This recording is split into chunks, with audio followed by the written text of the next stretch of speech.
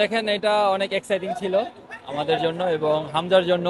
কারণ সে আমাদের আহ, দেশে এসে সে অনেক ব্যস্ত ছিল, বিজি ছিল।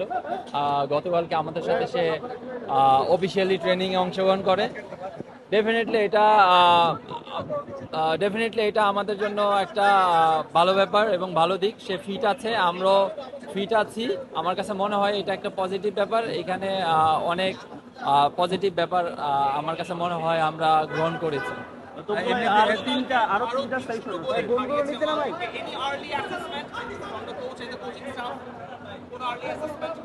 না, না, না, না, না, এখন পর্যন্ত আমরা ওইটা নিয়ে কোনো ডিসকাশন করিনি, কোচেও করেনি আমাদের সাথে। আর আমাদের সময় আছে, দেখেন আজকে 20 তারিখ, আমাদের আর 4 দিন সময় আছে। তো অবভিয়াসলি আমার কাছে মনে হয় কোচ আমাদেরকে এই ব্যাপার নিয়ে কথা বলবে এবং ভিডিও সেশন করবে, অবশ্যই আমাদেরকে জানাবে, কারণ সে অলরেডি এটা নিয়ে কাজ করে দিয়েছে। তবু ভাই আরো তিনটা সেশন আছে, ভারতীয় আরো তিনটা সেশন হবে। সেই তিনটা সেশন আমরা কি দলের সাথে পুরোপুরি কোপ আপ করতে পারবে কিনা?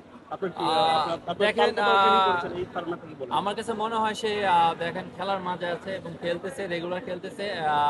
তার ফিটনেস নিয়ে তো আনডাউট, তার fitness world class fitness definitely. দেখেন, আর আমার কাছে মনে হয় একটু শিলংয়ে আমাদের খাপ খাওয়াই নিতে একটু সময় লাগবে, কারণ এর জন্য আমার কাছে মনে হয় 4 দিন আগে আমরা যাচ্ছি।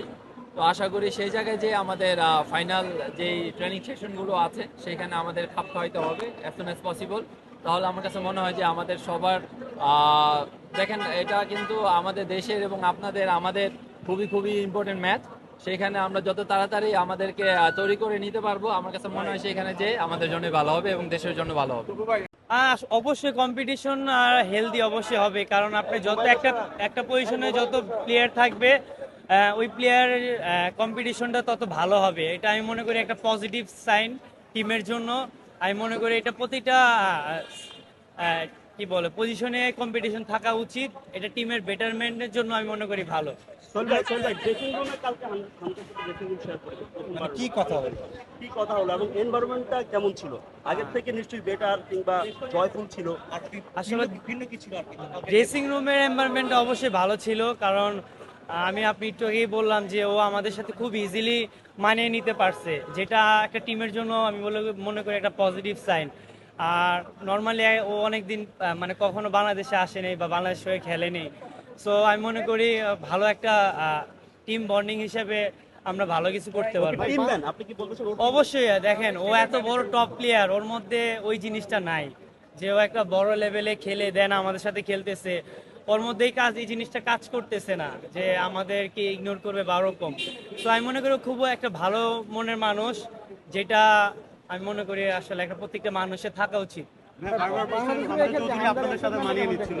আপনাদের আসলে স্ট্র্যাটেজিটা কি, বা হামজার ফুটবলের সাথে আপনারা কিভাবে অ্যাডজাস্ট করুন? আসলে দেখেন, ফুটবল জিনিসটা তো কোচের প্ল্যানিং অনুযায়ী আমরা খেলি। সো আমরা চেষ্টা করব কোচের প্ল্যানিং অনুযায়ী খেলার জন্য। আর হামজাও চাবে যে কোচ যেভাবে চায় ওভাবেই খেলতে। সো ফুটবলের ভাষা ওভারঅল ধরতে গেলে একটাই। সো ও যেটা কোচ বলবে ওইটা করবে, আর আমরাও কোচ যেটা বলবো ওইটাই করবো। আর